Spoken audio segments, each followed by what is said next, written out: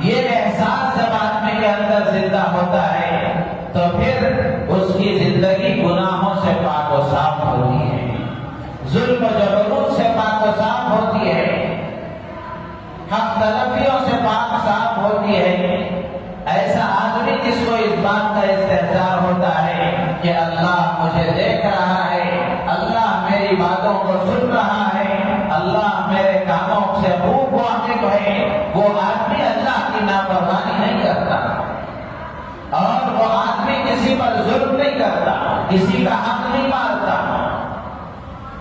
اپنی زبان سے غلط بول نہیں بولتا، اپنی آنکھ سے غلط جگہ نہیں دیکھتا، اپنے کان سے غلط باتوں کو نہیں سنتا، اور اپنے اعضاء کا، جسم کے اعضاء کا، ہاتھ و پیر کا غلط استعمال نہیں کرتا۔ اللہ کے دیکھنے کا استحضار اور اللہ تبارک و تعالیٰ کے دیکھنے کا خیال یہ آدمی کو گناہوں سے بچاتا ہے۔ جیسے دنیا میں ہم دیکھ رہے ہیں، بچہ ہے، اگر اس کو یہ معلوم ہو جائے کہ میرے والد مجھے دیکھ رہے ہیں، میری امی مجھے دیکھ رہی ہیں، میرے ابا مجھے دیکھ رہے ہیں، تو اس کو جب یہ خیال آتا ہے تو وہ فوراً غلط جگہ سے ہٹ جاتا ہے۔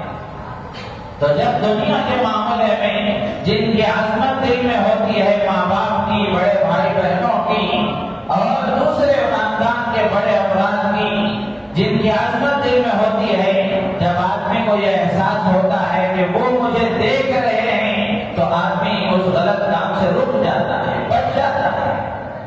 جب ایک انسان کا اتنا خیال ہے تو احکم الحاکمین پروردگار عالم